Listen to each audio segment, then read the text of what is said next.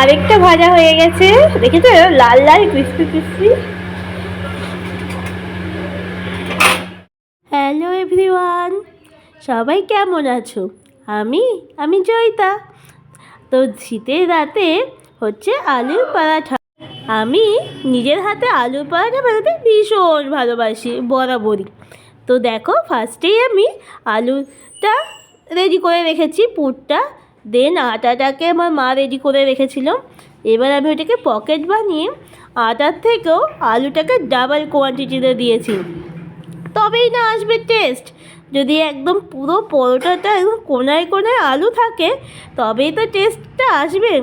তো জাস্ট এরকমভাবে করে এটাকে সুন্দর করে গোল করে বেলে নিতে হবে। তারপর ফ্রাই করে নিলেই, বেলতে হবে একদম অল্প আটা দিয়ে। আমি দেখো বেলছি, একদম ওপর থেকে পুরটা পুরো বোঝা যাচ্ছে। একদম আস্তে আস্তে বেলতে হবে। এটা যদিও করতে করতে এক্সপিরিয়েন্স বাড়বে, আমি যেহেতু প্রচুর করি তো আমার এখন এটা ইজি হয়ে গেছে। তো শেয়ার করা হয় না সব সময়। তো দেখো, এইভাবে সুন্দর করে বেলে নিতে হবে। হাই ফ্রেন্ডস, তো শীতের রাতে কার কার তোমাদের আলুর পরোটা খেতে ভালো লাগে অবশ্যই কিন্তু কমেন্ট করে জানিও। আর ভালো লাগলে ভিডিওটা লাইক কমেন্ট শেয়ার করে দিও। তো চলো ভিডিওটা দেখতে থাকো। একদম লো অয়েলে ফ্রাই করা হচ্ছে। ওদিকে অলরেডি সোনা বাবা আর বাবা খেতে বসে গেছে। এদিকে আমার মা, এদিকে এই যে সব প্রিপারেশন হচ্ছে, মা বেলছে। এখানে ভাজা হয়েছে, এখানে তেল পড়ছে, এখানে রেডি হয়ে রয়েছে। আরো 3টে ভাজবো। এদিকে 2জন খাচ্ছে, এদিকে অলরেডি এদের খাওয়া হয়েছে। কেমন খেতে? কেমন খেতে? এই যে খাচ্ছে, এই যে আমাদের ধনিয়া কা চাটনি, এই যে দহি, salad.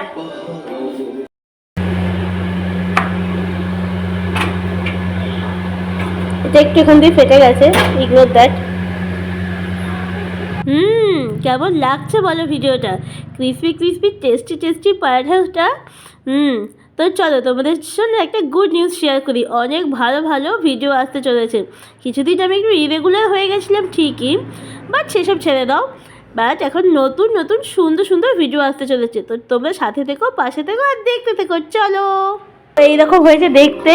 This is the paratha, দহি, চাটনি আর হচ্ছে স্যালাড।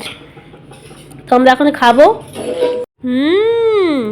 দহি দিয়ে আলুর পরাঠা আমার সবসময় ভীষণ ফেভারিট। আর ধনিয়ার চাটনিটা তো ছিল অসাধারণ। তো চলো, ভিডিওটা কেমন লাগলো জানিও। ভালো লাগলে লাইক কমেন্ট শেয়ার করে দিও। টাটা।